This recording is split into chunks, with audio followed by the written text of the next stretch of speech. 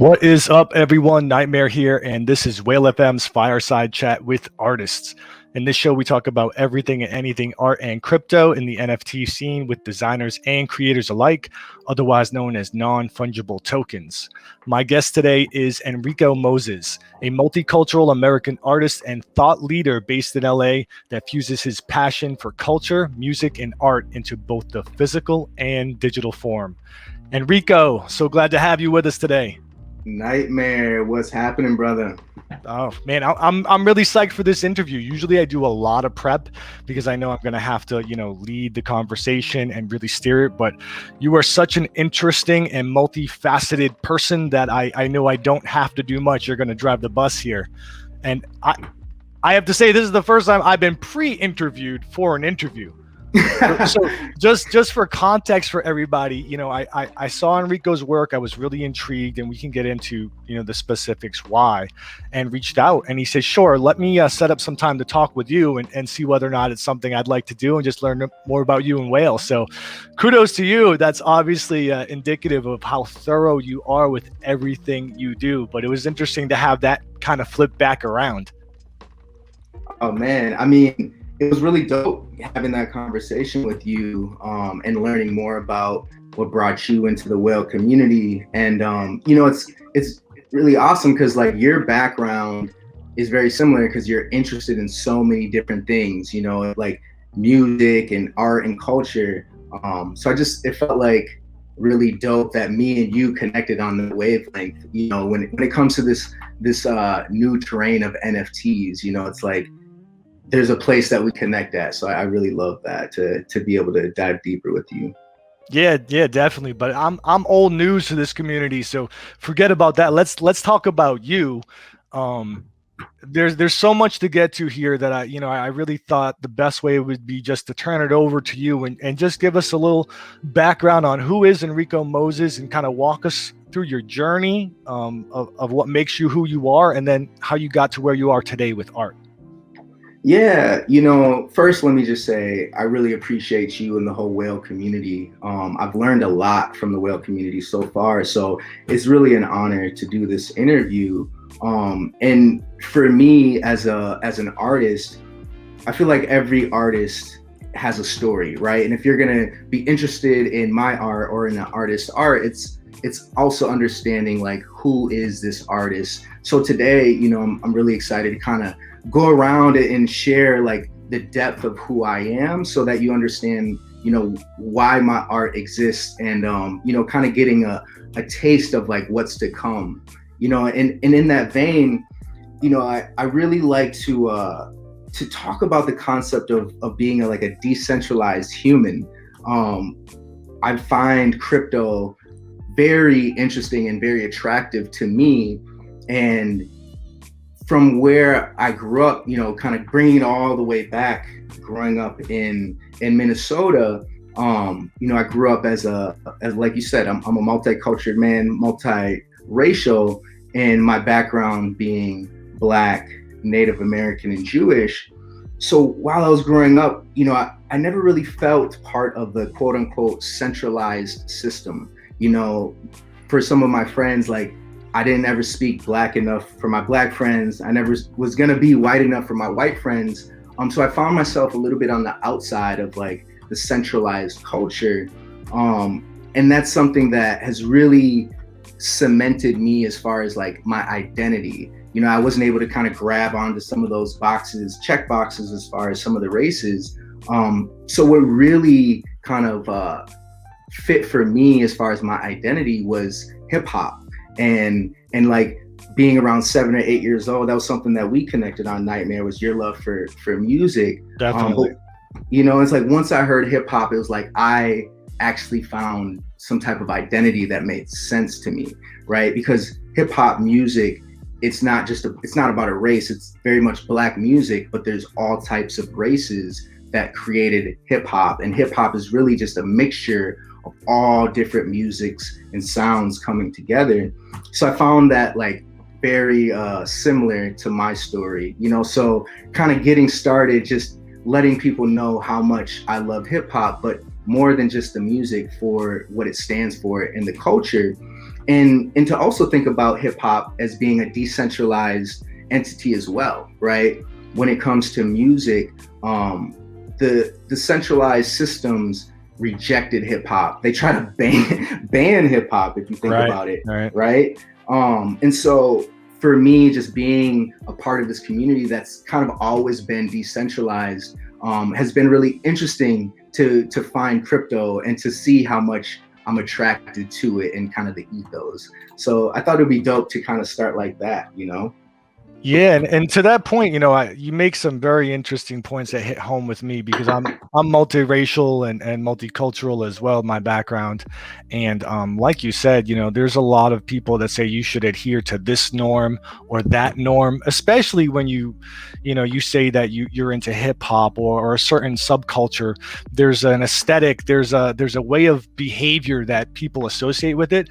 And it really isn't about that when you talk about art and what you enjoy and what you get out of it. But the essence of hip hop was counterculture, right? I mean, and Exactly. that basically hip hop, emerged because people wanted to buck conventions and the norms in part, and especially hip hop when it comes stylistically and things of that nature. I remember pulling my hat to the side and people saying, why are you wearing it kind of like at an angle, like at 45 degrees? No one does that. And I said, that's why I do it, right?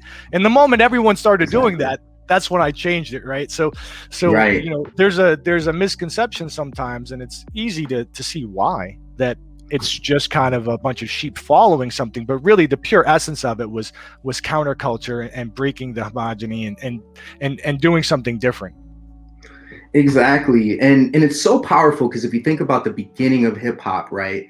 The community around hip hop rejected it. The uncles, the aunts, everybody who saw hip hop was like, what is that? That's not real music. Why are you guys spinning on your head?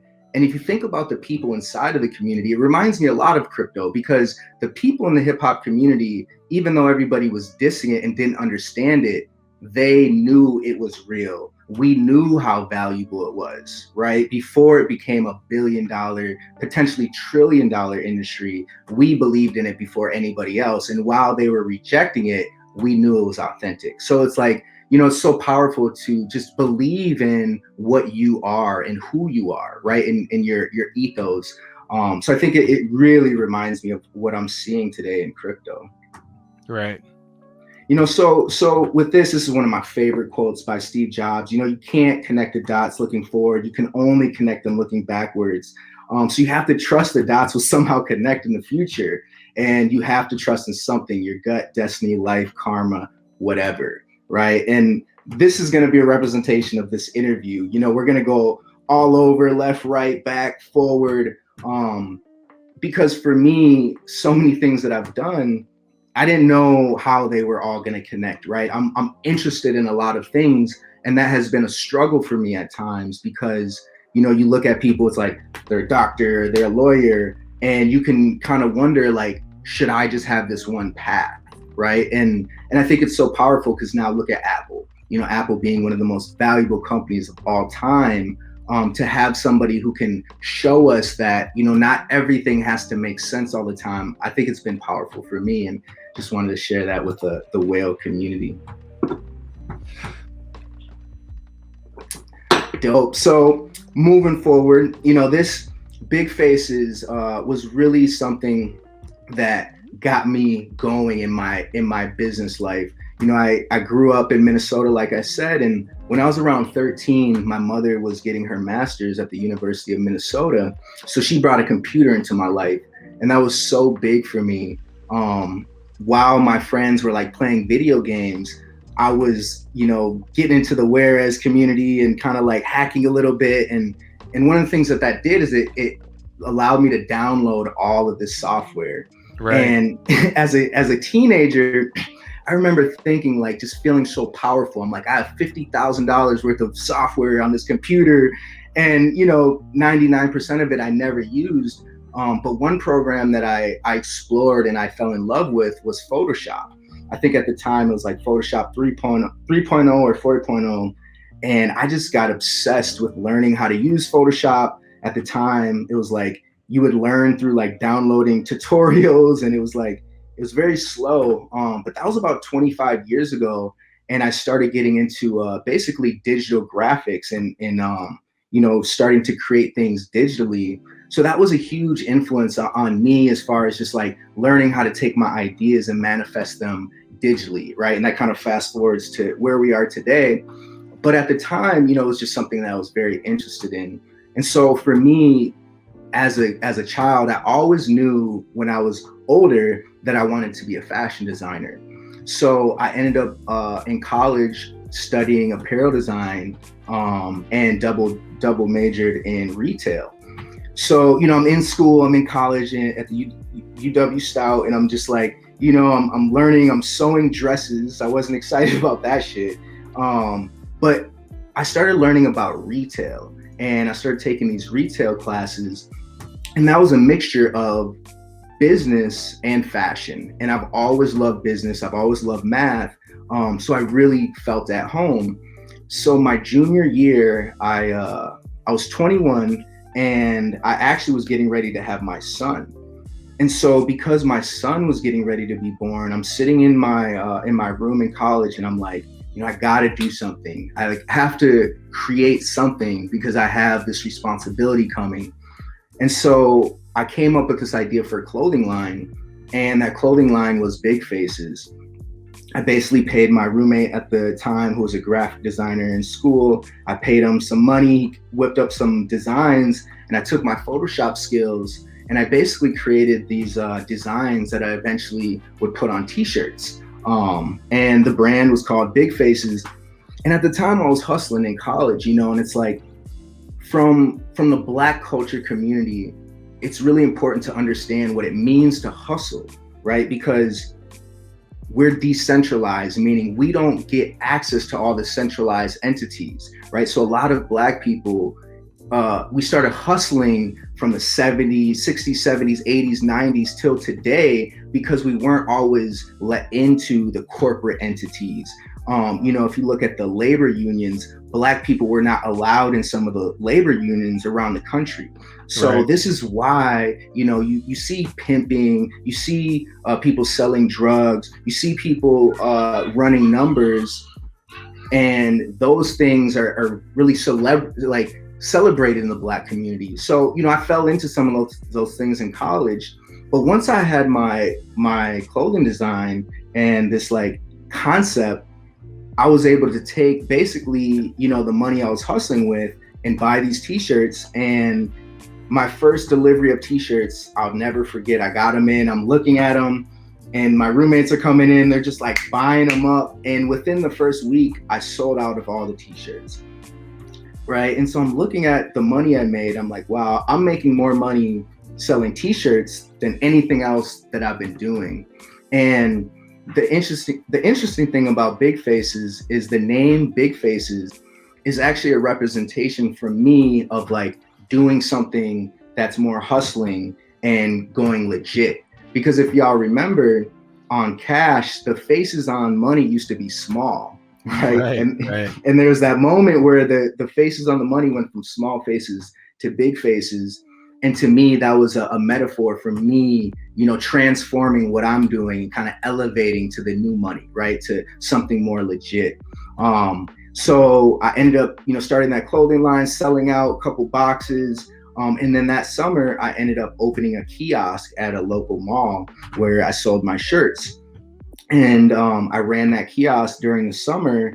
And essentially at the end of the summer, I was looking at the money that I already made, and I kind of annualized it. And I looked, I'm like, I'm making more money right now than if I were to graduate and get a job. And so, I had a decision to make. It's like, do I go back to school and finish, or do I just ride this out? And I decided to roll the dice and ride it out. And so a month later, I basically opened this shop that you see in front of you, which was my first boutique, which was around 1,200 square feet. And this was my MBA right here. I was in my early 20s. I was making six figures with the store. I had 10 employees, a manager, assistant manager, and associates. And I was essentially able to travel the country, to travel the world and manage this shop. And so this was really where I kind of evolved as a businessman and took my idea and saw it kind of manifest, if that makes sense, in front of my eyes. Yeah, that's super dope. Just to give everybody context, because I'm getting a couple of questions from the community to put this in a time frame. So first of all, the first question that came in was, well, to keep it relevant to this, around what time was this boutique open for you? Yeah, so I opened this in, I want to say 2006, between 2005, 2006 is when I opened up the boutique. Yeah, and I dropped out of college, I want to say 2004. Yeah, like around 2004. And so the other question that we had was, you know, what was it that gave you exposure to computers and graphic design, being that, you know, you came up, you know, the way that you did? Was it just getting that computer that you got, or was it like you had people around you or in school? Because people are curious about like the era that you're building these foundations on. Yeah, it's a good question. You know, the era that I came into the computer was so early. I remember using Prodigy, right, on dial-up to access the internet. And, you know, I think the influence was my mom. You know, my mom brought the computer home and she was studying. So I knew it was a big thing. I remember seeing Dr. Martin Luther King giving his "I Have a Dream" speech on like an encyclopedia like disc, and it was just like the fact that I could see a video was like mind blowing. You know what I mean? Like just a video, and it was super like kind of, you know, pixely, but that just at the time it blew my mind because Prodigy was all these blocks and it was like, you know, I would get in trouble because I'm like spending $20-$30 doing shit on Prodigy. So the era was pretty early, and then we went into AOL, and I got that's where the whereas kind of really blew up for me was AOL and chat rooms. And, you're on MIRC scripting and all that. Like, it's funny, the other day I started saying, you know, I'm going to put on my phone for like all these tones. I'm going to put like ICQ and AOL Instant Messenger. And so I was showing it to my wife, who's a little younger than me. I'm like, hey, check this out. She's like, what is it? What is it? So it made me feel like older than I really am. The chat rooms. Yeah, the AIM back then, it was everything, you know, and that's really, I would say that's where I found my community of people who are into Photoshop was on AOL. And I would go in there and, you know, I'm posting these different, you know, shots that I'm making and graphics that I'm making. And so that actually led me to, I was 13, and one of my friends in school, we actually started my first business. It was called 180 Designs, and the concept is that we're going to create a website for you, and we're going to make your business do a 180 and like put it on the path to success. And essentially we got our first potential client. I was emailing him and he was like, you know, I really love the website because I built like this dope website. And my friend was an amazing coder. So he was doing like rollovers at the time, which was like a big deal, right? It's like you like put your mouse over one thing and something over here is changing. And I'm like making everything in Photoshop so it looks cool. And this guy, he's like, I wanna hire you guys. I'm from Florida. I have this guitar company. And he was like, I just want to talk to you on the phone. And I'm real hesitant because I'm 13, but he like insisted. So I get on the phone, I'm trying to do like the deepest voice I could. And he's like, how old are you? And I'm like, oh, I'm 16. And he was like, nah, hangs up the phone. And that was basically the end of that business. You know, I just figured, let's put this on pause. But that was my first entry into it. And the interesting thing about that last part of that story, somebody actually copied the website almost pixel for pixel and made a website called 360 Designs. And so I was 13 and realized how quickly the internet can steal your ideas and not give a fuck. So I learned a lot in that quick little lesson. Right, you're right. MBA encapsulated right here with everything going on. Yeah, you know, so bringing it back to big faces, you know, so I start my store, I get it launches up. And in the beginning, you know, what you're seeing here, like it looks full, but in the very beginning, it was literally just t-shirts around the walls, right? It was like, I went from the kiosk to here, but I had a vision, you know, it's like, I know that I'm going to continue to to put merchandise in here. So as I evolved, I'd fly to New York. That's what brought me out to LA for the first time. I would go to Vegas to the Magic Show and the Project Show for anyone who's familiar with the fashion industry. And so I started really learning more about what's happening around the country, right? I would go to New York. I would go to Soho and go to Uptown and see what was happening, right? And bring things back to Minneapolis. So that was a big thing that helped me to be successful, was to travel and to essentially bring the culture back to Minnesota, the things that we didn't have there yet. Very cool. Yeah, so, having Big Faces, that was such a big deal. And then in 2009, as everyone knows, the recession happened, right? We had the market collapse, and I saw my sales dramatically declining. And I saw things happening in my mall that was really interesting, right? Like American Eagle, which was across the hall, they shut down, and then Gap shut down, and then Forever 21 shut down. And so I'm thinking to myself, like Forever 21 is right in front of me, and I'm like, these motherfuckers. Can I say motherfuckers? I don't know if I can swear.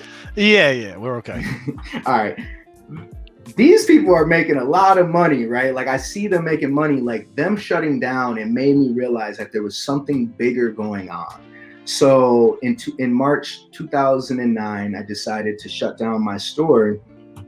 And I just felt like, Minnesota had brought me as far as I could go in the fashion industry, right?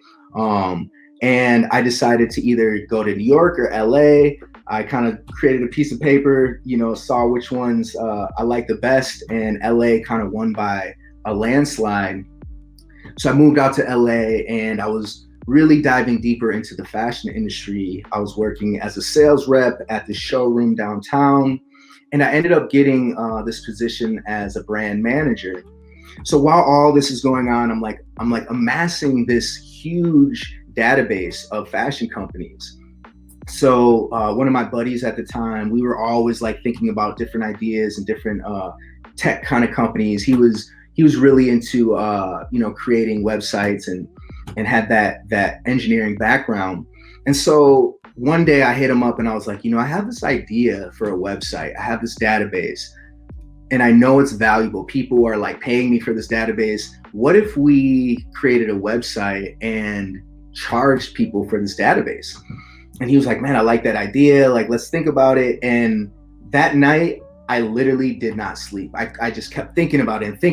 And like, as soon as I could, at like 5:30 in the morning, I hit him up and I was like, bro, I have not slept. And he was like, man, I've been thinking about this idea too. And so from that moment, we decided to create a startup. And we ended up creating a startup, kind of making a pitch deck, and got some seed funding. And Fidu was the company.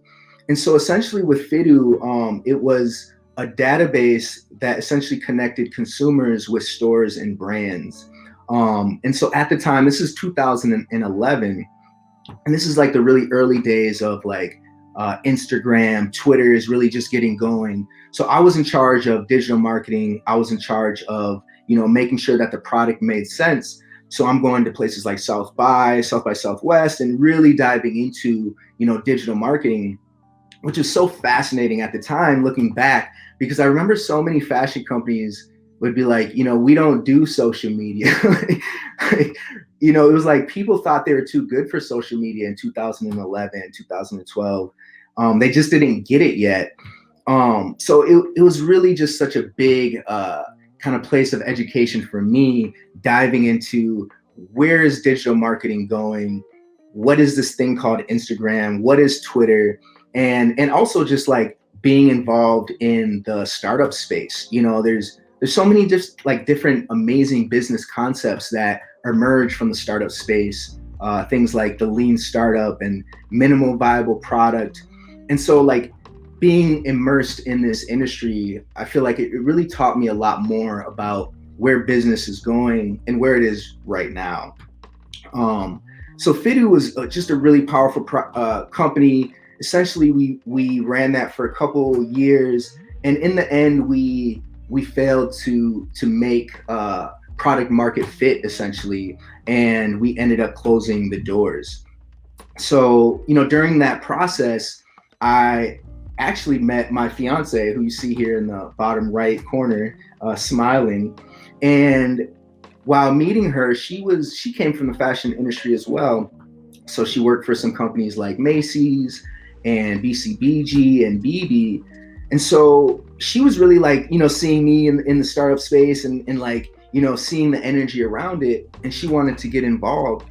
So we basically decided to start a company together, which was a fashion consulting company called Fab Council, Fashion and Business Council, right? And so yeah, we launched that company, and essentially we worked with a bunch of different fashion startups, fashion brands, and we helped them strategize, we helped them launch, and we helped them grow, and basically taking a lot of the things that I learned at FIDU when it came to digital marketing and influencer marketing, product placements, and started to help other companies understand how they could use some of these principles to help their company really launch and grow.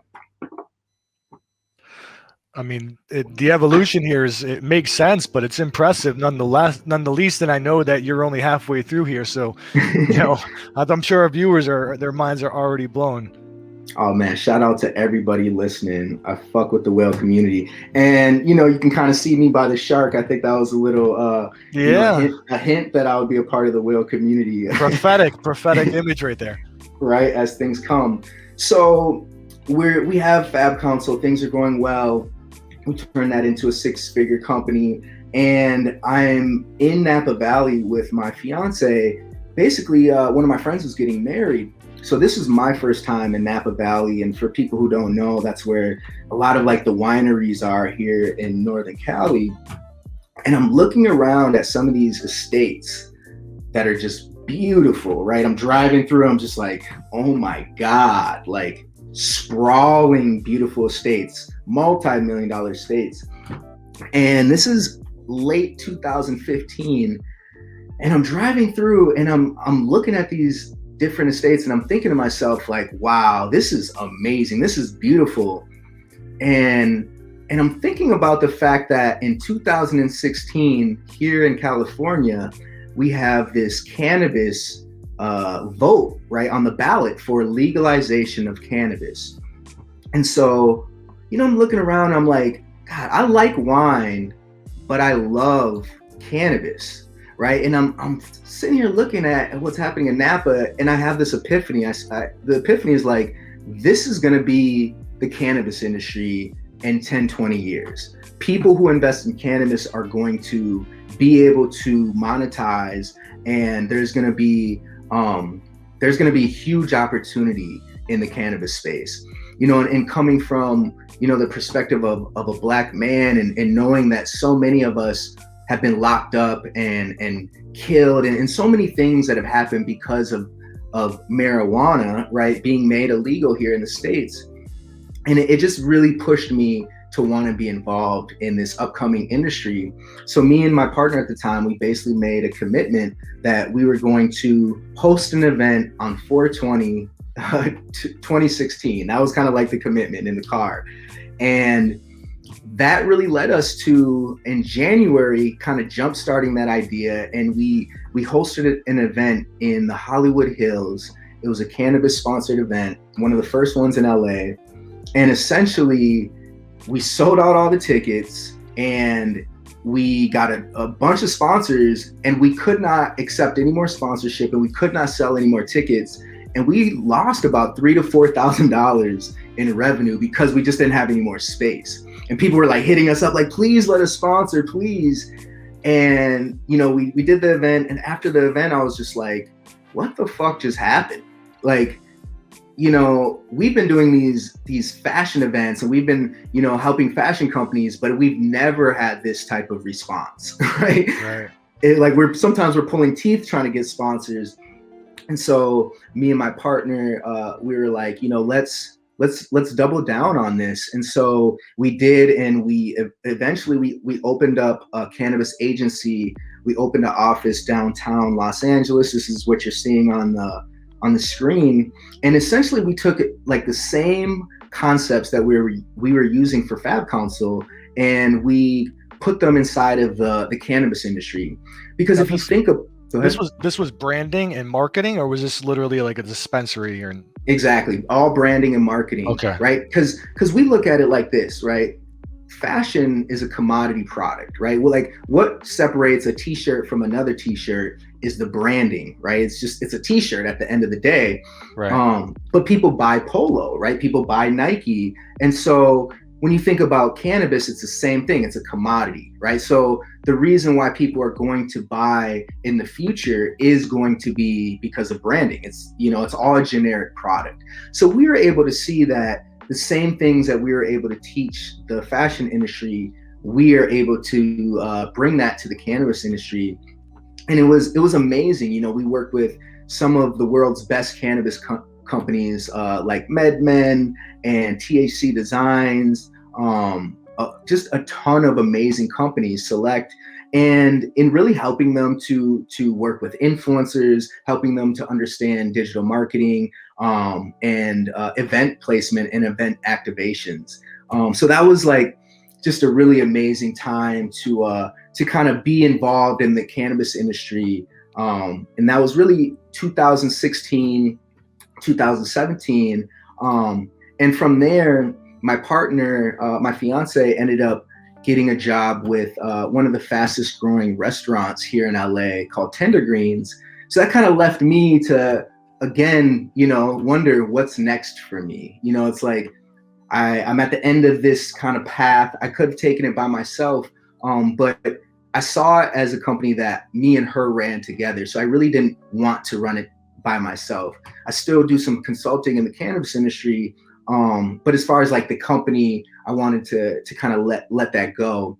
So it was like a time in my life that I was searching. I was wondering what's next for me, and during that time, I essentially I got invited to one of my buddies' garage, and it was like maybe 10 men in a garage, and they were getting real with each other. It's like kind of how I could explain it. They were getting real, and they were being very truthful about where they are in life. And I saw a man basically sharing it and was brought to tears. And I remember I was just really greatly impacted. I was like, this is cool. Like men sharing their feelings and getting deep. I think this is important.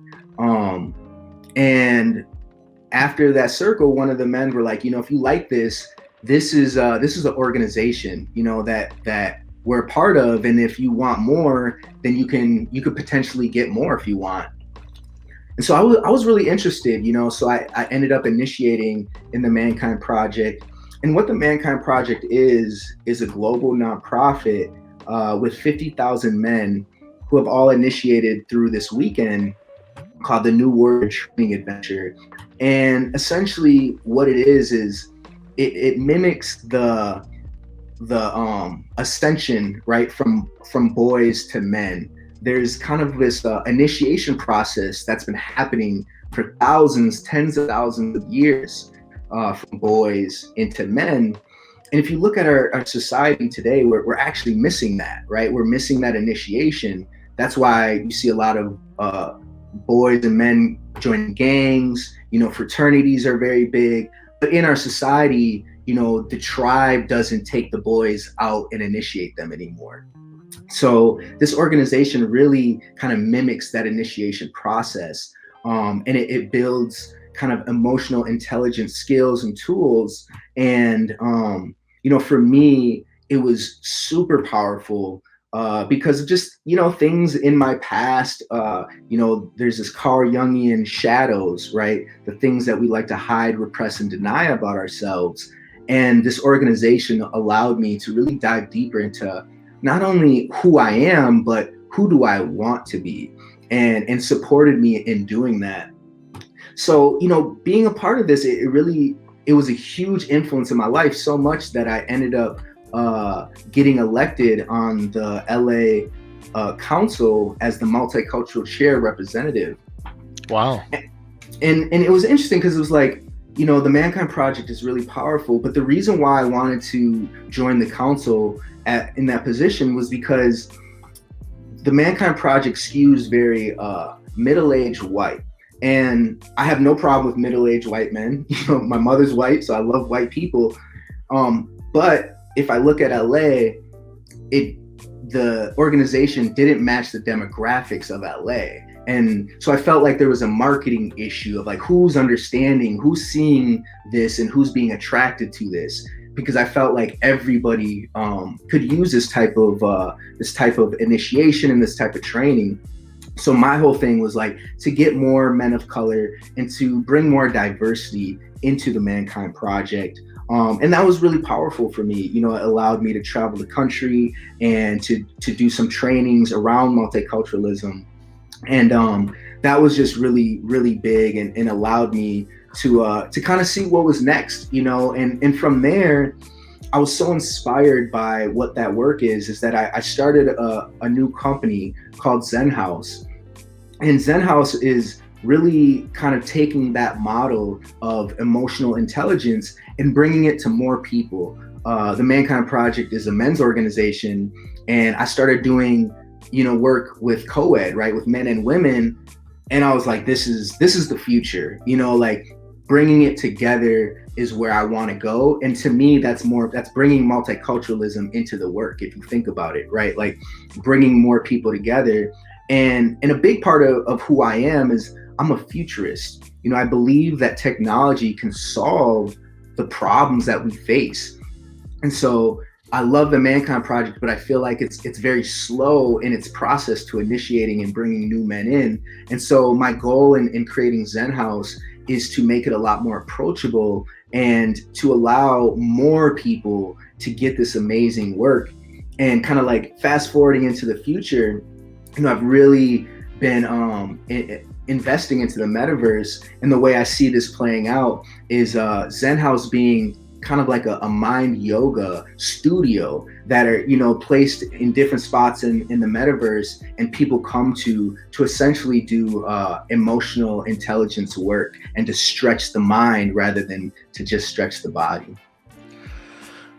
Oh, that's incredible stuff, especially, you know, when you talk about men emerging in society from boyhood. You know, there's a lot of stigmatization on how you should behave, and you know, with regards to women, to machoism, and a lot of things. And to be able to have those conversations in an open environment and work through those thoughts and emotions, even it's a personal journey for everyone, but being able to do that in an environment that's not judgmental, that's encouraging that type of exploration is definitely you know, that's significant work that you're doing there. So kudos to you, especially you making sure that it has the proper representation of what these people are going to experience in the real world, because it's not going to be, you know, just people that are white or middle-aged or whatever, especially in, you know, where you are geographically, but in the world in general. So love what you're doing there. And I was going to ask you about that later, because I saw that literally you have set up a location in the metaverse, right? We do, yeah. Yeah, you literally have a location in the metaverse. So crypto and you know, and having a presence in the metaverse doesn't seem like it's something that's Johnny come lately for you. This seems like this is something that you had been thinking about for some time. Yeah, you know, it's when I see something, it's like some people see with their eyes, some people see with their mind, right? And when it comes to the metaverse, like I see it, you know, same thing with NFTs. I'll get to that in a moment, but it's like, is the moment I saw NFTs, you know, I love what Whale Shark has on his Twitter and what he represents as a use case maximalist, right? It's like, I believe that the things that are going to be successful are things that people use. And as soon as I started seeing these things, I'm like, I was using it, right? So it wasn't an investment in speculation. It was actually like, okay, this is here now. People are using this now. So what's going to happen in 5 years? What's going to happen in 10 years? Right.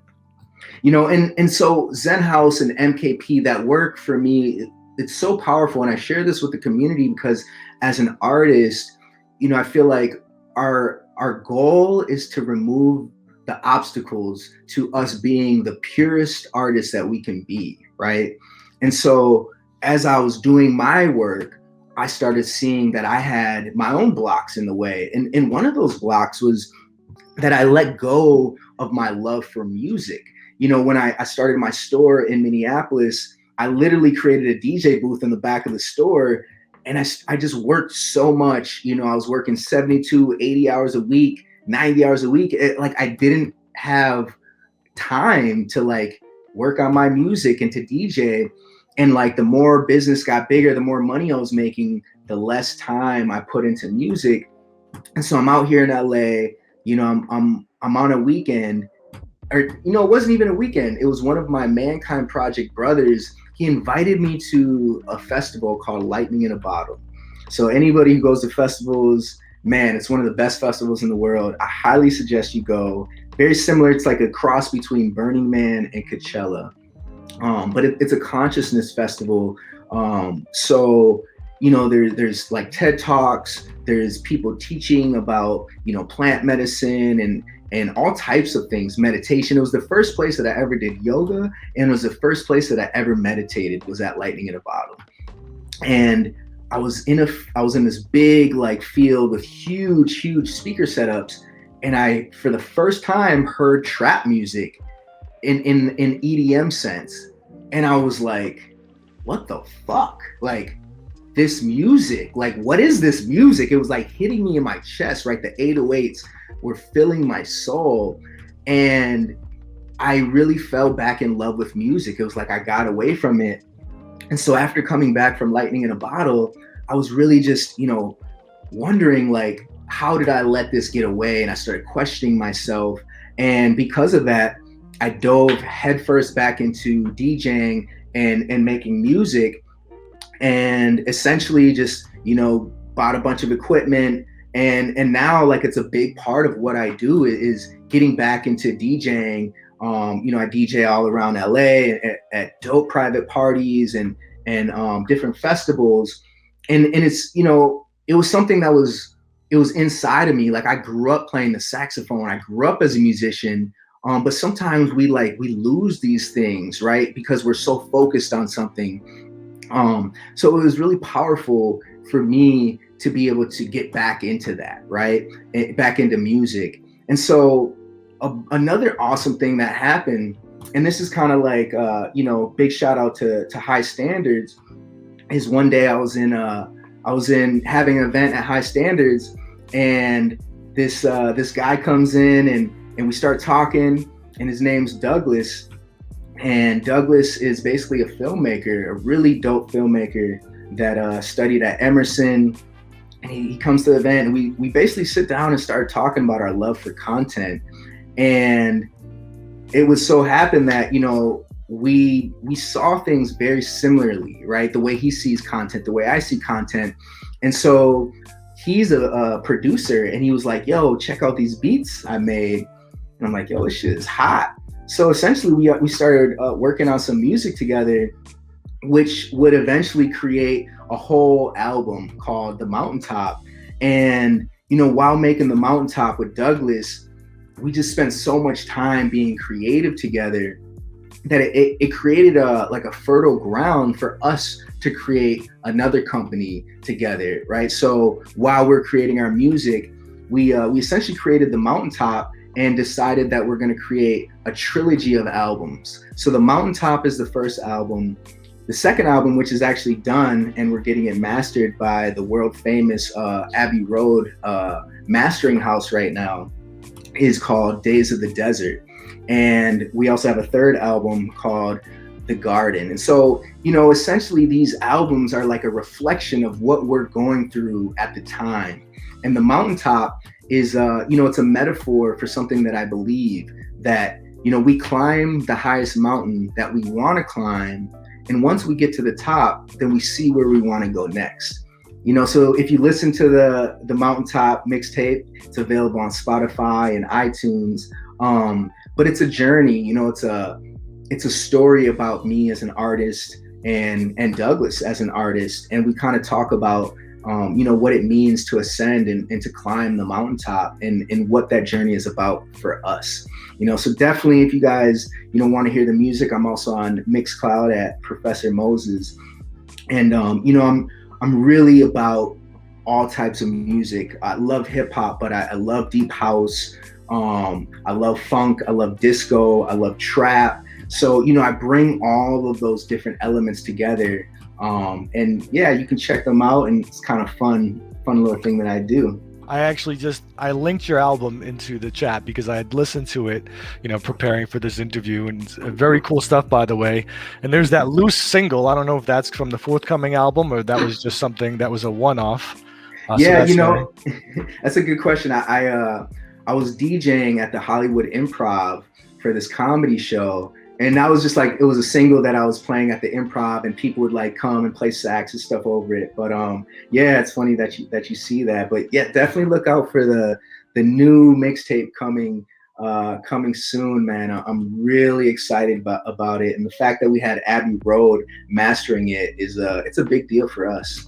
But to your other point, I could also look up your personal profile, and it shows me your recent listens and whatnot. And I was impressed with the depth of, artist interest that you had. Like you said, there's a lot of EDM, there's a lot of soul on there. There's, Jason Mraz. There's, of course, Griselda. Shout out to Conway and Benny. Oh, man, I love Griselda. Yeah. So, there's a breadth of interest there, and that's, kind of a microcosm of you as well, right? You're so multifaceted that it's interesting that it came across in your music. Yeah, I'm interested in so many things, and I think music is it's like, it's a soundtrack to my life. It's like I'm playing things all the time, and just I'm so inspired by artists in general, visual artists, musical artists. I think about these vibrations, like my voice. It's so powerful. Certain vibrations can make us feel certain things, and I believe in the power of healing and sound healing. And so we're in this next album, man. I'm really excited because we're playing with some of those things, some of those sound healing elements. And yeah, I think that when it comes to like NFTs and music, it's like, God, we're just getting started. Absolutely. I don't know if you saw yesterday the announcement by Async about, programmable musical NFTs. Man, I have not, but you got to check that out. Yeah.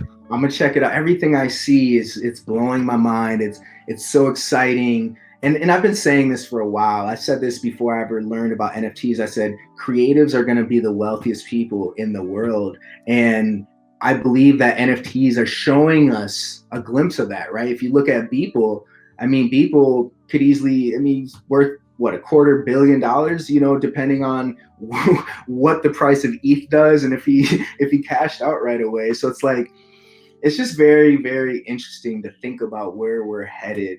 And yeah, music is such a big part of that. And that brings me to Cabana. I was talking about my partnership with Douglas.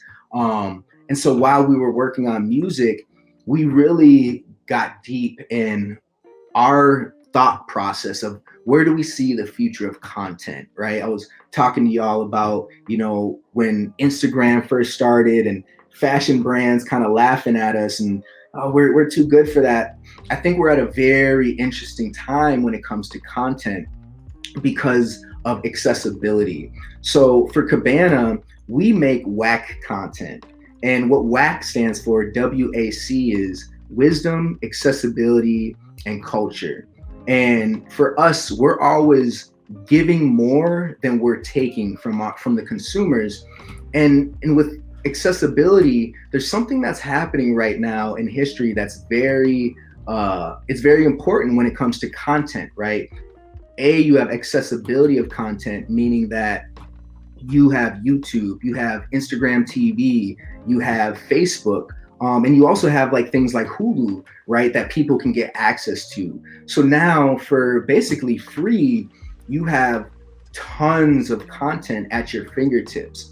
And at the same time, the accessibility for content creators has hit an all-time high, right? If you look at the cameras that it used to take to make Hollywood movies, they used to cost millions of dollars, right? And so if you were not a Hollywood studio, you're fucked. You're never gonna be able to make top tier level content. But today, you can rent the best cameras on earth for $1,000 a day, if not less. And so the ability to create top tier content has now, it's easier than ever before. And so with Cabana, what we're here to do is to bring top tier level content directly to consumers, without going through a OTT platform like Hulu, like Netflix, like HBO, but delivering the same value of content directly to consumers. And so we've taken this concept, and with our first consultation with one of our advisors, we were able to actually win an ad award with this concept. And we've hit millions of dollars in revenue because of what this represents. And we're really excited to kind of take it off and let the world see what it is. Very cool. And was that a purposeful, repurposing of the word whack, or was this just coincidence? Yeah, it was a repurpose of whack. It's like, in hip hop, whack is such a strong word. And it's like, for us, the saying whack, it's like, when you hear whack, you have to be like, oh, why would they call their content whack? So it's like, it makes you have to pay attention. And when you think about the triangulation of whack, that's what we represent. If you think about, all the people who create content, it's like, what makes us better than somebody else? Like, everybody can create content. And at the end of the day, it's whack. That's what makes us different, right? It's not to say we're better, but we're different. And it's like, what makes anybody able to make the content they're able to make, right? Somebody who's a producer, it's what they have inside of them. It's their ethos that makes their content different. And so for us, we wanted to create something that would forever represent all of the content that we're going to make under the platform. And we call this a social content network, a SCN, which is essentially, bringing a network to everybody without any gatekeepers for free. Very cool. Yeah. So, this brings me finally to like my art, right? And like what brings me to the NFT space. So, we're all in like this fucking pandemic, right? And as everybody was, like, I'm in the middle of the pandemic, and I wasn't able to do the things that I was used to doing. One of the main things was DJing. DJing for me is such a big part of who I am now, and a big part of how I express myself. And I was reflecting on the fact that I was sad. I was sad that I was not able to go out and DJ in front of people, because there's like this connection that happens. It's like, I choose the music, I go out and I play the music. And if I do my job, people are moving, right? People are dancing, and it's a conversation we're having, right? And so I'm sitting here in the middle of COVID. I'm like, man, I miss that. And, I'm doing some digital DJing and streaming, but it's not the same. I'm not able to really see my audience and see the instant feedback on what I'm playing. And so based on, the work that I do in MKP and Zen House, I started reflecting on like, what's missing, right? I'm sad. So the emotion that's coming up for me means that I'm not getting one of my needs met, or some of my needs met. And so I started meditating on what needs are not getting met. And it was my ability to kind of create and get that feedback, right? It's like, create something, get feedback. And I've had an idea for this art for about 6 years to create some of my favorite artists, and to essentially put their jewelry in Swarovski crystals. Since Big Faces, I was working with Swarovski crystals, and it's just like something that I love, like the shine, the bling, as someone in hip hop. And I remember the first time I ever saw a hip hop chain, I was in Minneapolis and Mobb Deep was performing, and Prodigy, rest in peace to Prodigy, he got on stage, and I remember his jewelry was blinging so hard, it like stopped me. Like I feel like my heart stopped, and I was just like, what the fuck? Like, I've never seen that amount of jewelry on somebody, right? It looked like he had $1 million on. And that feeling that I got, right? The feeling of seeing the chains and like knowing like, man, that motherfucker's valuable, especially coming from, you know, as a Black man, the whole world's always trying to tell us we're not valuable. Like the way we talk, the way we walk, what we do is not valuable. So to wear it on ourselves, to basically say like, no matter what the fuck you think, like I am valuable, you can see my value. And so I wanted to represent that in my art. So essentially I bought canvas. My first one I did acrylic because I wanted to prove to everybody that I can paint, you know, I can actually, you know, paint something, but I was also doing the rest on my iPad, right? I have the iPad with the pencil. And so I did one on acrylic and one I did with the iPad. And I showed them to Facebook and I got a dope response. You know, I sold both of the pieces. And I was like, this is something that I'm gonna keep doing. I'm in quarantine, so I kept making pieces. I kept selling out, kept making pieces, kept selling out. And it got to the point where I started kind of amassing, you know, some collectors that were buying a bunch of pieces and spending thousands of dollars. And so I started thinking to myself, like, man, I'm making digital art. And what's gonna happen to my art? You know, if I'm not here, what if someone's just printing my art and trying to fake my crystals? Like, you know, does that affect the price of my art? Because I want my art to be valuable for my collectors, right? I want the value to retain itself in the future. So I started thinking, like, how can I do this as a digital artist, right? And like, how can I make people feel comfortable that I'm not going to just hit print and print off 1 million of them? So I was just like thinking, and I had this idea from a friend who has this big design agency, and I saw him like basically smashing a key on Instagram, and I was like, you know, I might be able to do that. Like I could put the last file on a drive and I'll smash it on video, and then that'll be proof that this is the one of one. And so I was like, okay, that seems like an answer, maybe, you know, but it doesn't really secure. What if, you know, there was another one somewhere? And so I'm doing research on Google, and I literally stumbled into NFTs, and it was like, what the fuck? Like the exact solution to the problem existed on the blockchain. And yeah, it was the exact solution I was looking for. And my mind was honestly blown. I was like, what the fuck? And I learned more about Ethereum. And I essentially just started buying as much Ethereum as I could. And I started kind of like learning about NFTs. I started like, well, how do I mint my own NFTs? Right. I minted my first NFT, and you know, I'm reaching out to like Super Rare, and I'm like following all these things, Nifty Gateway, and like I'm not really getting a response at the time. It's like 6 months or whatever, and I'm new, and I'm like, man, how do I sell my NFTs if I can't get on these platforms?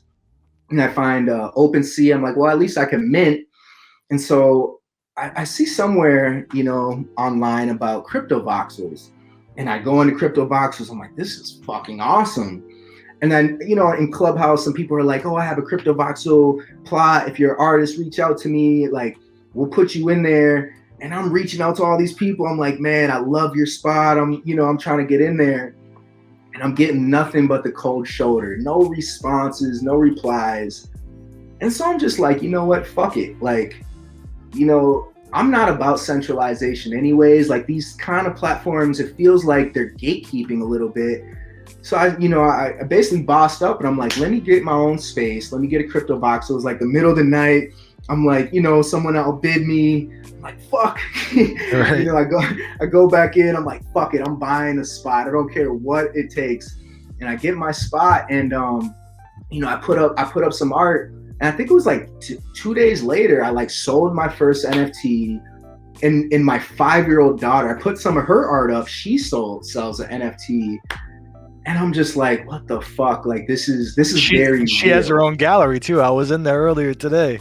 Yeah, she has her own gallery. And, you know, she's really into technology. Like, she plays Roblox and like Minecraft, and like she has been minting her own NFTs. She uses the iPad, so like she's all in. And you know, I've kind of just been showing her like, hey, if you sell this, like she don't care about ETH, but she does care about Robux. So I'm like, all right, I'll give you Robux if you sell these. And she's like, oh, I'm in. And so we're actually creating, we have a whole gallery called Rumi's Unicorn Gallery in Roblox or CryptoVoxel. And we basically like every other day we just create another piece, and I create a little Vox file, and hopefully eventually like people can kind of download them as pets. But it's like a fun project for me and my daughter to kind of get her into just technology and learning about it all.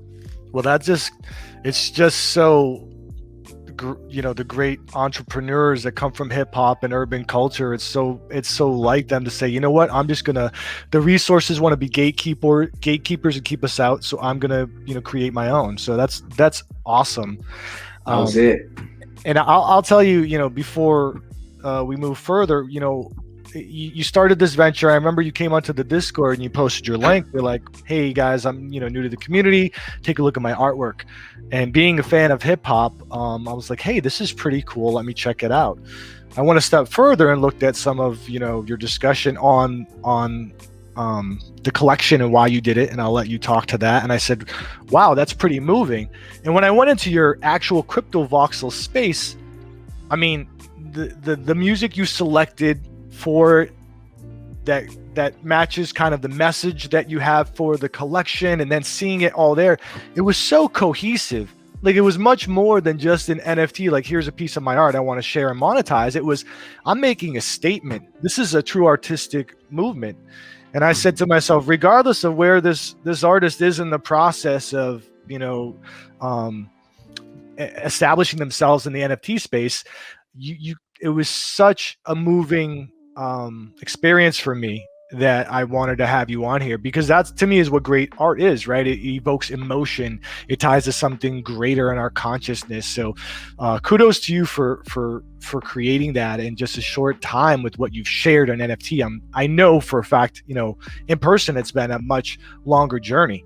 And just for context for everybody, we're talking about, these pieces that he has up.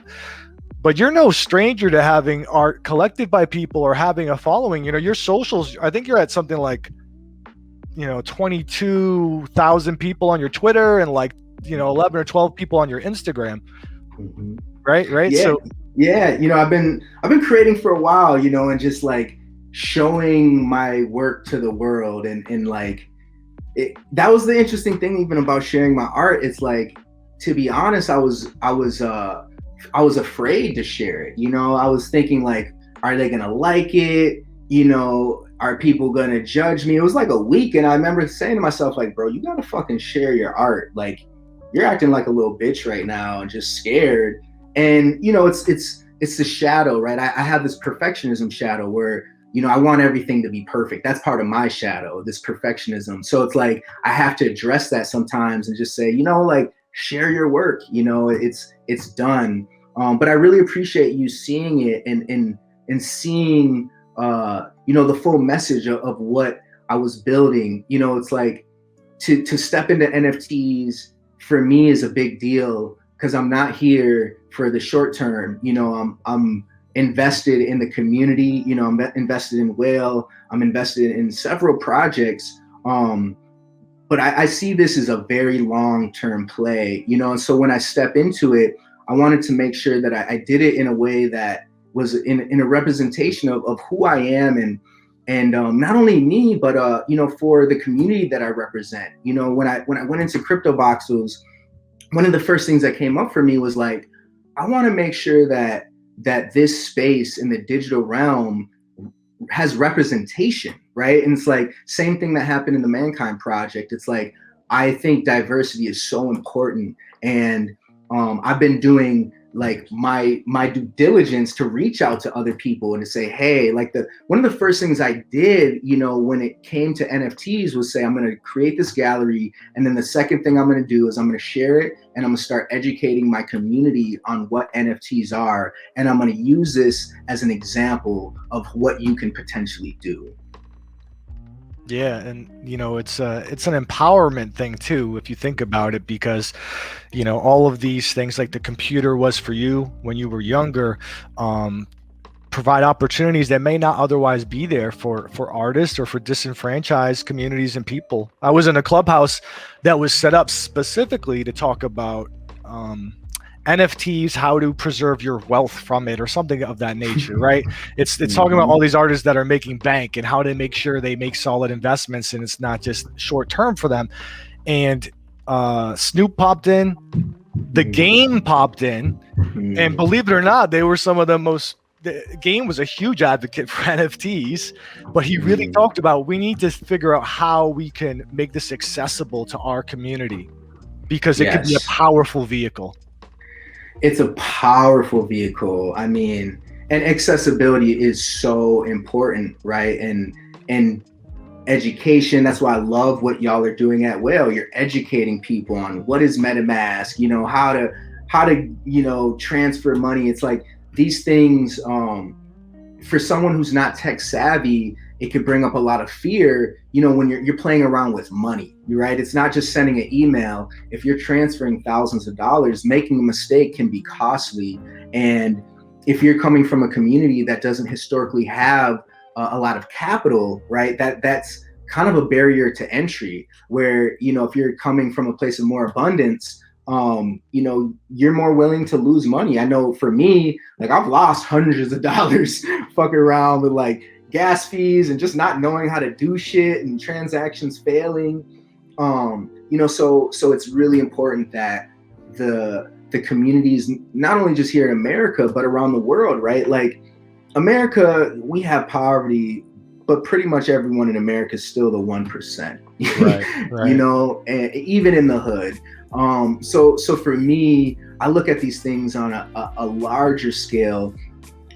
You know, how can NFTs change the world? You know, how can they employ people who right now are making non-livable wages? And I really think that NFTs are so big for the future. You know, I was listening to Virgil Abloh. He's a big inspiration of mine, and he was talking about digital products. And he basically said, you know, my parents had 2 pairs of shoes. I have 50 pairs of shoes and hundreds of hoodies. He was like, what happened between 2 pairs of shoes and 50? Like, why do I feel like I need 50 pairs of shoes to like be me and to feel good about myself, right? And so when I think about NFTs, like maybe a couple weeks ago, I bought my first like shoes, like wearable, right? And in crypto voxels, right? Shout out to Pixels. And it's like, okay, if I can potentially have some of my consumerism energy going into NFTs, maybe I don't need 50 pairs of shoes. Maybe I could go down to 10, or maybe I could go to 5, or maybe we could even go back down to 2. So when I think about the future of NFTs from a consumption standpoint, I mean, I think that we're just getting started, and it's just such a great thing for the world, you know, and in so many aspects. So I'm so bullish, and for so many reasons, not just because I think it can make people money, but I think it can actually fundamentally potentially change the world that we're living in. 100%. And we have a lot of people within our community that share those types of stories every day. And, you know, you're a part of what's driving that vehicle now. So thank you for coming into the space. I see you brought up your gallery here. Can you talk to the people a little bit about this collection and you know, the thought process behind it? Yeah, for sure. I want to see if maybe I'll be even able to go into it. Let's see if we can do that.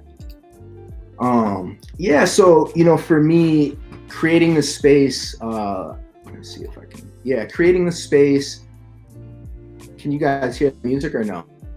Oh. Not right now, no.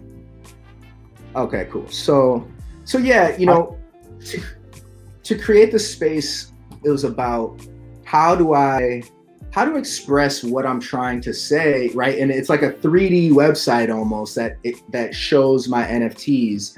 And I kind of told y'all that story about Prodigy and how he was, I'm actually going to turn this music off, and how Prodigy was wearing that chain. And so for me, you know, growing up as a multiracial boy and not really finding that identity in the checkbox of being black or being white or being Jewish. I really identified with hip hop, and so it was this creating this was a representation of like, how am I going to show who I am in my first collection? And so I'll kind of go out and show you the name of the collection is We Come From Chains. And when I think about the title, it's like growing up in Minnesota, going to school in Minnesota, you kind of get taught as a Black American that when Black people came to this country, we came here as slaves. We came here in bondage, in chains. And that's kind of where like the American story about Black people begins, is we come from chains. And that's kind of where they don't talk about Africa at all. And they don't really talk about the journey from Africa to here in America. And so, We Come From Chains is a representation of that for me, right? Is that our story is so much bigger than slavery. And in hip hop, we took chains and coming from the Midwest, it's like, I like the East Coast, but I also like the West Coast, right? I like the Midwest. I like the down South. I'm not like, oh, I'm from New York, so I only have to listen to New York people. Midwest people, we listen to everything, right? Snoop, like Outkast, Jay, everybody. And so even though all my artists were different cultures, something that brought everyone together was the chains, right? Hip hop artists have chains, and it's because we come from chains. It's something that shows our value, shows our power to the world in a world that denies our power. So, the story of We Come From Chains, it was really kind of like, how am I going to express my entry into NFTs? So if you look at every piece in the collection, they're all wearing chains. And this is going to be something that I'm going to continue to evolve into as I evolve into an artist, and just keep the pieces of chains as a part of what I create forever. Because, artists we're not stopping to buy our chains. And there's probably thousands and thousands of images that I want to create and bring people to the understanding of like how important these chains are to us as artists. Right. So you guys can go through and check it out when you got some time. And just for everyone to know, I'll drop the link to CryptoVoxels in a moment. I don't want you to pop in there because there's a carefully curated playlist of music that coincides with, the vibe of the room and the message. You'll see that there's descriptions about why the artists are relevant to the collection and what their meaning is, and a lot of thought behind it. And it equally impressive, actually, when you look at your Insta and you can see the pictures in their physical, the art in its physical form, with the Swarovski crystals put into it and all that shine when it moves, and it just has that kind of live movement. I think I've seen like 2 or 3 times hear people interested in those pieces, and if they can get them in conjunction with the NFT still, we'll deal with that afterwards. But it's pretty impressive when you look at what it is in its physical form also. Thank you. And to that note, part of why I started doing this is I really wanted to support the people that were supporting me. So for the first year, until I think it's like 2022, anybody that buys my physical pieces, they actually get an NFT with that. And I don't see that associated with the piece. I see that as 2 separate things because I want to give them a bonus for supporting me as an artist. That's super dope. And as far as editions go, what do you have a limited quantity on these? Like, what's your thoughts on the scarcity? Yeah, to start, all these are gonna be a one of one. I don't plan on selling any of these NFTs as doubles. The one thing that you may see in the future is colorways changing up, like you see with Jordans. But all these are gonna be a one of one. And I've been playing around with doing some kind of 3D versions of these. I just sold my first 3D NFT of Prince, where I kind of went in and his guitar was like, I added some electricity and stuff. So, I'm starting to kind of get into the movement side of things, and eventually maybe even blinging out the chain so you can kind of see the bling. I was just thinking that in the NFTs. Yeah. So I'm for me, it's just like always brushing up on those skills, and just seeing how I can add more to the collection. I gotta say, just on a personal note, there's a POC piece and then that big sweater piece that I have my eyes on. So I'm sure those are hot commodities and I need to get on it quick, but those are amazing. Thank you, brother. Yeah, yes. Man. So how was the response? Yeah, definitely. How has the response been from your, the fans of your, in real life art, your canvas art, to the NFT stuff? It's been great.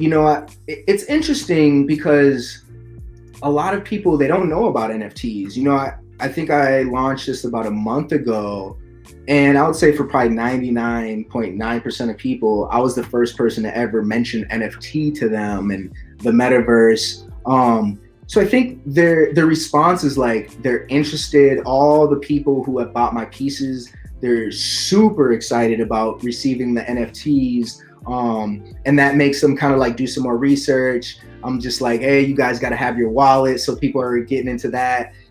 So people have been investing in Ethereum, which I think is a good investment, not investment advice, but it's like preparing to not only interact with my NFTs, but to start collecting more NFTs and to understand that this is a bigger market than just me trying to like, tell people like, hey, there's a digital realm that I'm attaching to my art. It's really trying to educate people that this is something that I'm interested in, but this is like the wave of the future, y'all. Yeah. That's been my whole plan has been just to educate people. So, I find myself on a lot of like hour-long phone conversations with people in my community because I want to take the time to educate them and to get them excited about how this can potentially impact their life as an artist. Most definitely. And I see someone already scooped the Jordan already, so I shouldn't be telling anybody on here what I'm trying to buy. So guys, I'm trying to buy the Gucci and, I don't know, the Kanye, all right? Yeah, you got to send them off. Back to your point about, the tie into the physical and then the different things that are capable. Two parts. Number one, any plans to bridge your musical talent with the NFT visual work that you do? And then number two, what are your thoughts and ideas on the different capabilities with the smart contract and how it could be applied here? Man, such good questions. So on the music, I feel like my brain is racked so hard because I'm so excited to add the musical side of things, and so I'm just like, the potentials are so large, and I'm such a big fan of just like creating in the creative process. So definitely you guys can be expecting a lot of music stuff from me coming up.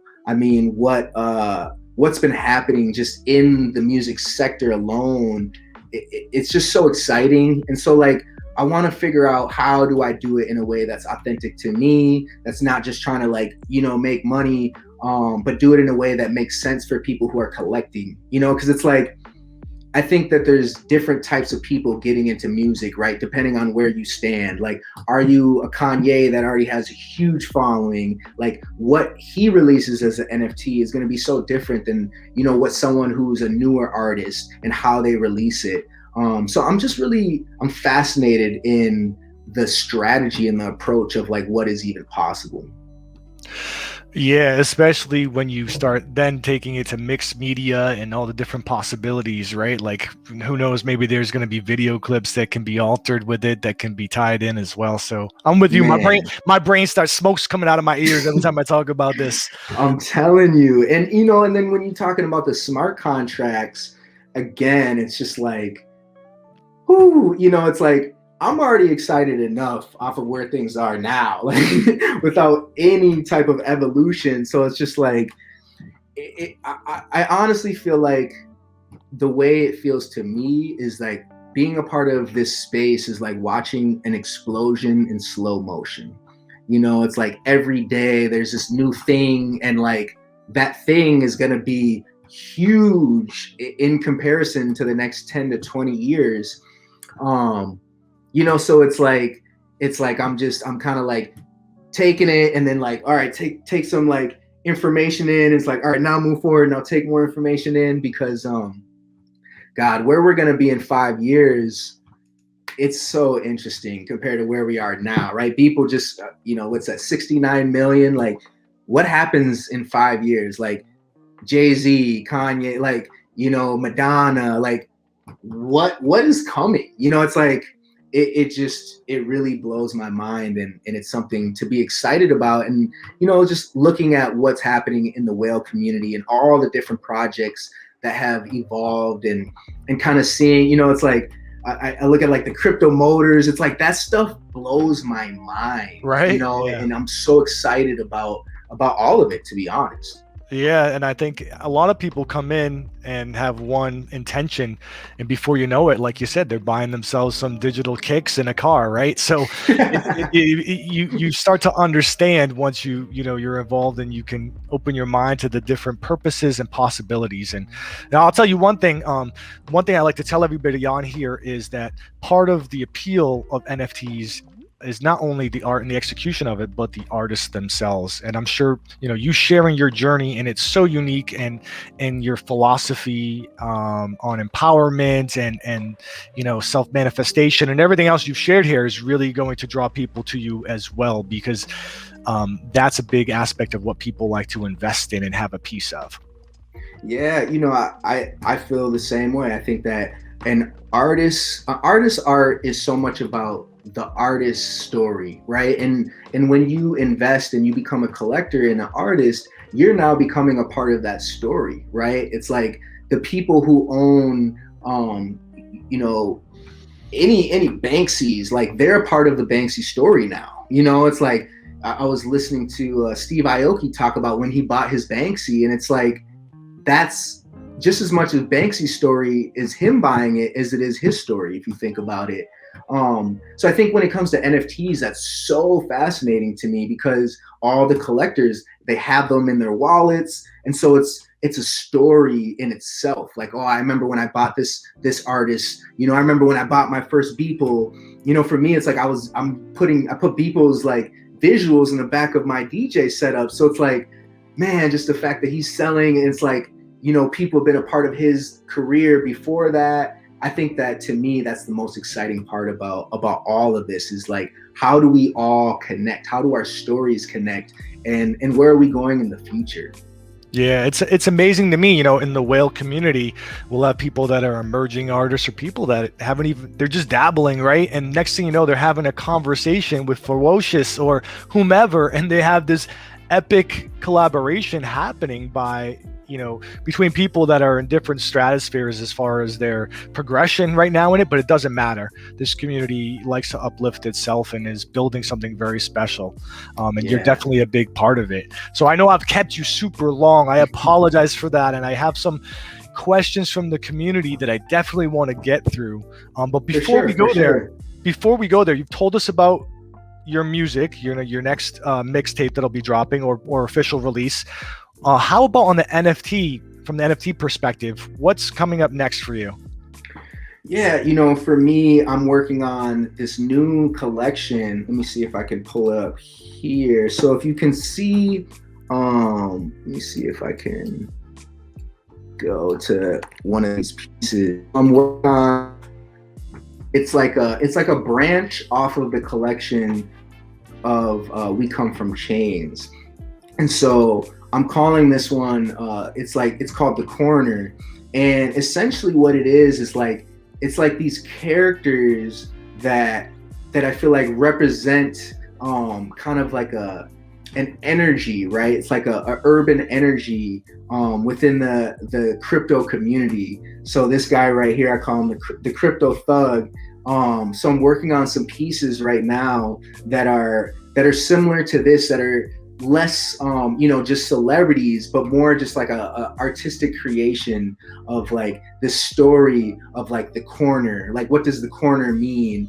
And I'm working on this one, I'll put it as in the work in progress in Whale, but I'm working on this one where these guys kind of shooting dice, you know, on this corner.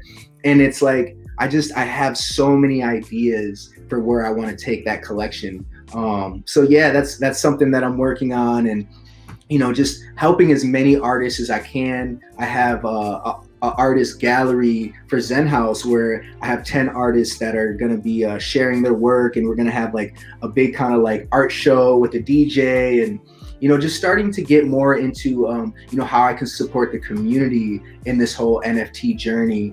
And as I spoke about with Cabana, you know, we're going to be also having, you know, these different theaters all around the metaverse that is connected to the original content that we're creating.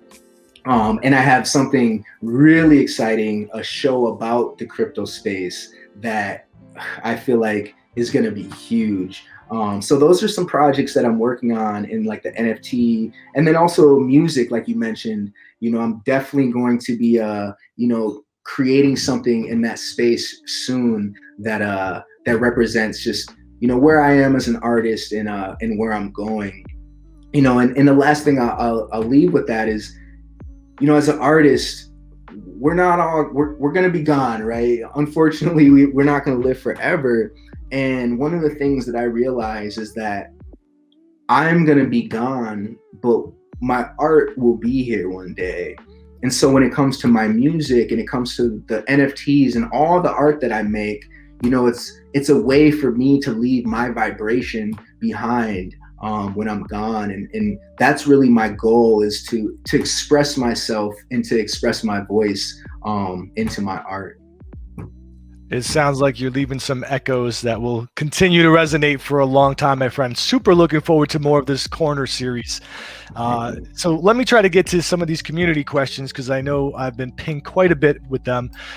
Someone had asked, if people are buying the physical artwork, how are you handling the delivery of the NFT component? Yeah, it's a good question. So once they buy the physical piece, I have them send me their wallet. If they don't have a wallet, I just kind of send them a link and get them a wallet, and I just send it to them. Okay. And if for whatever reason they didn't make that connection, they can reach out to you on Twitter. They can reach out to you here on Discord, and we'll be sure to drop the contacts when we drop your socials. Yeah. It also says, someone had asked here, you're an artist that likes a variety of topics. You know, I see a number of things.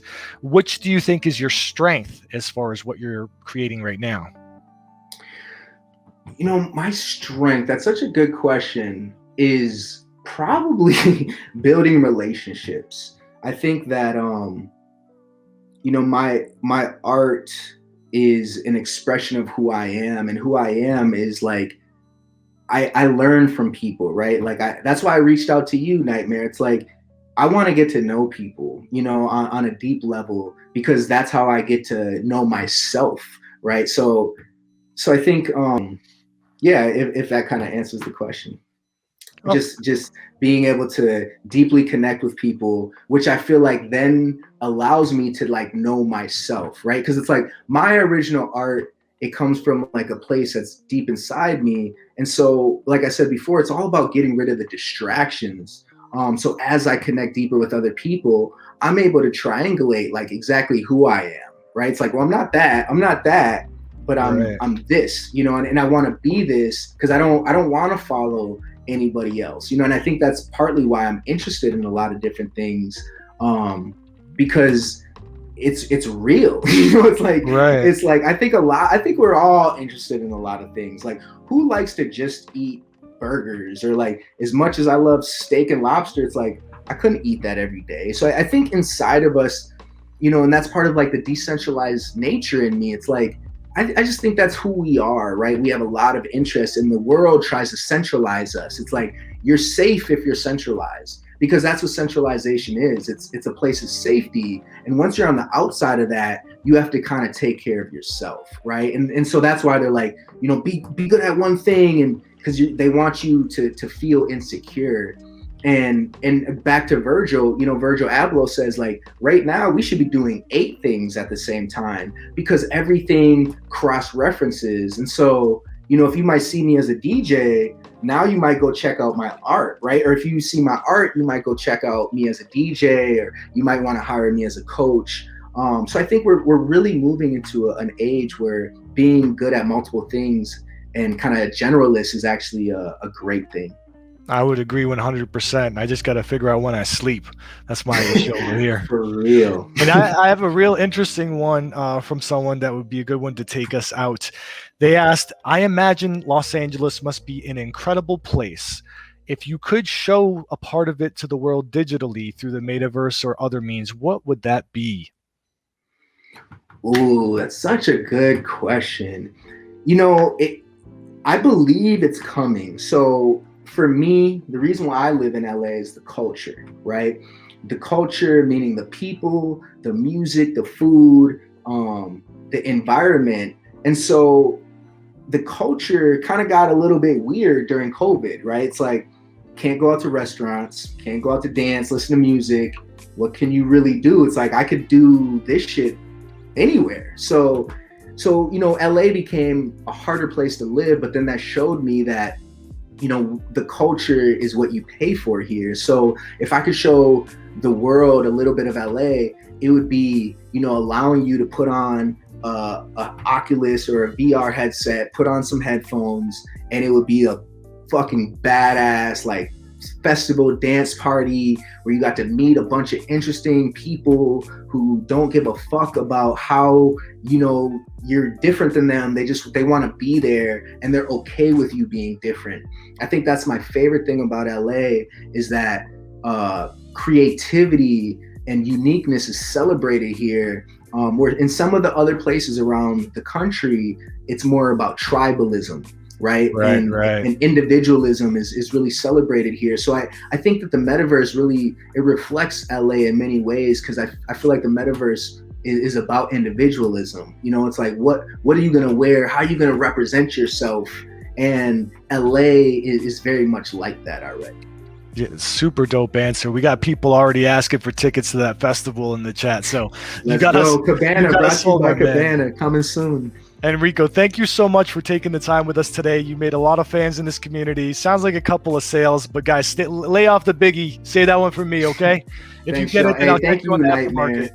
Thanks so much to you, and really big shout out to the whole whale community. Anybody who listened all the way to the end, I really appreciate y'all, just how much value the community gives to the world and it's been giving to me. And a big shout out to Whale Shark for just being an amazing leader.